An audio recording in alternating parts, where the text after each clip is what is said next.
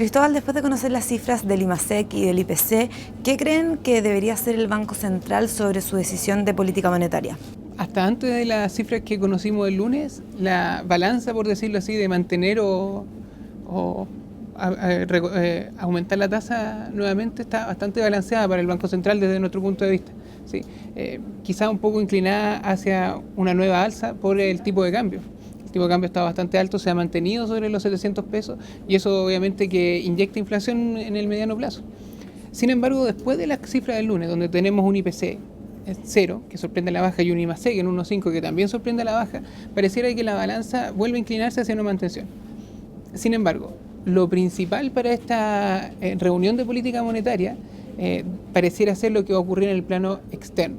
Así lo entendemos de las minutas del Banco Central, de su comunicado previo y también de cómo se están dando las cosas.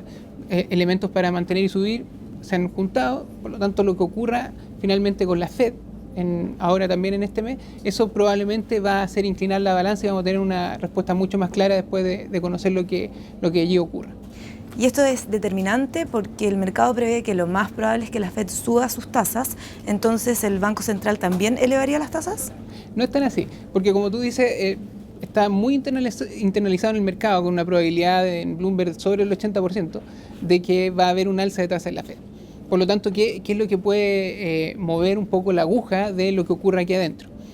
No es que vaya a haber una alza, eso ya está internalizado, sino los movimientos que puedan haber por esa alza. O sea, ver en realidad cuán internalizado lo tiene el mercado, no está en un 100% internalizado. Por lo tanto, ese porcentaje que no lo tiene internalizado, ¿cómo va a reaccionar al alza de la Fed? Y lo otro es cuál va a ser la guía que entregue el Banco Central norteamericano para las siguientes reuniones de política monetaria de allá. ¿Sí? Ahí es donde cae un espacio para ver si es que al Banco Central se le abren puertas para una mantención o se le cierran esas puertas. En la medida que la Fed salga con un discurso un poco más agresivo con respecto a un alza de tasa o un forward guidance de mayores alzas respecto a los que está esperando el mercado, eso sin duda que cierra las puertas para una mantención y probablemente el Banco Central tendría que responder con un alza ahora en diciembre. En cuanto al próximo IPOM, ¿cuáles prevén serán los principales cambios y qué mensajes creen que se harán en materia de política monetaria? El principal cambio, podríamos decir, en las proyecciones del IPOM tiene que ver con las proyecciones de crecimiento. Las cifras de crecimiento hacia 2015 no han decepcionado a la baja al mercado y nosotros creemos que también al escenario del Banco Central. Por lo tanto, ese rango que va entre 2 a 2,5 probablemente se va a ir al piso para la proyección de cierre de 2015, a un 2%, que es también nuestra proyección. Y con respecto a 2016, este amplio rango de 2,5 a 3,5 también pareciera no cumplirse. Por lo tanto, esperamos un ajuste de un 2 a un 3%, pero incluso con un sesgo a la baja, de manera que se ubique la proyección del Banco Central en torno a lo que tiene el mercado, la encuesta de expectativa. Ahora, con respecto a inflación, el 3,7 que tiene el Banco Central para el próximo año, para diciembre del próximo año, probablemente no se va a modificar.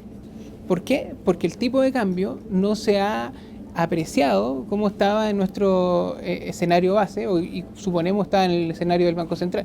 Por el contrario, ha llegado hasta sobre 700 y lo vemos en esos niveles por algún tiempo más. Por lo tanto, la mezcla de las dos cosas nos hace esperar un escenario de política monetaria, o mejor dicho, un IPOM que hable de la política monetaria muy similar a lo que ya hablaba en septiembre, ¿sí? Aunque con menor actividad, sí con mayor inflación por el tipo de cambio y por lo tanto va a mantener su discurso de que hay que retirar estímulo monetario durante el próximo año. Por último, ¿cuáles son sus proyecciones de crecimiento para el 2016?